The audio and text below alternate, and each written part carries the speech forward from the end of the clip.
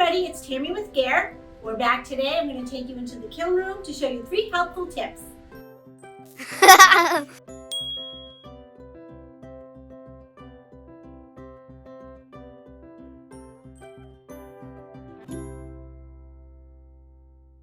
Okay, so here we are back in the kiln room, and I just want to give you my first tip and talk about why it's so important to keep your pieces organized and separate. Okay, so we're going to start with the pottery glazes.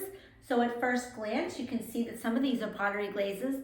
This one is a little more easy to recognize that it's a pottery glaze because it has some layering on it and some different color.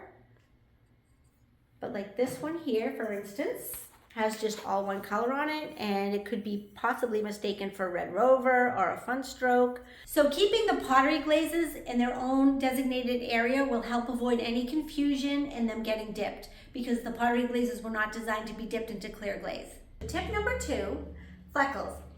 You want to keep these in their own designated area as well, and you also want to keep a separate dipping bucket, because when you dip the fleckles, some could fall off into the dipping bucket and it can get on your other pieces. So you want to also keep these separate on the racks, because you want to make sure that none of the flecks touch your other pieces as well, or you can keep them even on a lower part of the rack so that none of the pieces fall off onto any of your other pieces. I know this is just a cart and it's covered, but oftentimes in the studios people have openings on their shelves, and some of the fleckle pieces can be on top and they could fall onto your other pieces. So keep these separate or on a lower shelf. So the third tip I'm going to tell you is about when to open your kiln. We get a lot of questions on this, and the best temperature to open your kiln is 150 degrees Fahrenheit. And the reason is, one, we want your pieces to cool down at the correct temperature. But the other reason too is it takes care of your kiln to open at the right temperature. If you open your kiln often when it's too hot, you can get to have some breakdown in your kiln. This is a new kiln, and as you can see, it's in really good shape. The cover looks really good, the sides look really good, and it will stay that way as long as you take good care of it. And I'm going to show you an example of an older kiln who's had a lot of use, and over time the kiln gets opened earlier, and I'm going to show you what that looks like. So let me show you this kiln. This kiln has been here for many, many years. It's had a lot of use, as you can see. There's a lot of wear and tear, and there are a lot of things that can contribute to that, like hitting the walls with the shelves and some different things, but one of the other things is opening the kiln too soon. So you really want to try and wait to 150 degrees before you open your kilns.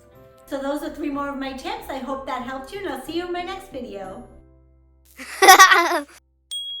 Separate dipping bucket for fleckles, because when you dip the fleckles, some of the fleckles could fall off into the dipping bucket, and you don't want those fleckles to get on any of your other pieces that don't use fleckles.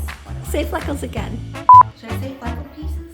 You want to Pieces keep with the fleckle glazes. I don't even think you need to say fleckles again. All right. It's not fleckles. Stop saying fleckles! So tip number 2, fleckles. You want to keep your...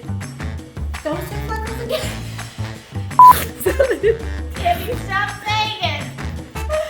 You're like addicted. You can't stop. So keeping the pottery glazes in their own designated area. It's just funny because like I gotta say specific words and I can't. Oh. Oh, you made it longer. A little bit longer.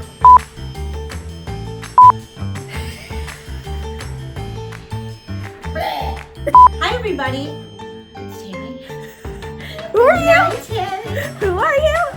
Hi everybody. We're starting early, but I think I can do this today. Oh, I'm so sorry. Why did you say we didn't talk about confusion? I know it's something about confusion. Well, what confusion? You don't want any of the pieces. This is going to be a long day.